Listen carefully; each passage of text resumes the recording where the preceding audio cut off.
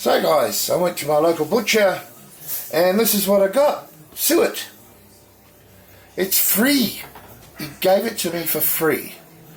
So I haven't weighed it, but there's approximately 3 kilos there.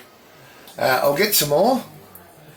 So there's a few rainy days coming up and we'll make our own beef fat. Beautiful. Best thing you can use for cooking, promise you. Alright, just a short video to tell you that maybe your local butcher has suet and it's free. The point is that this comes sometimes in the carcasses. Of course it's beef, and sometimes it doesn't, so when they do have it they just chuck it out.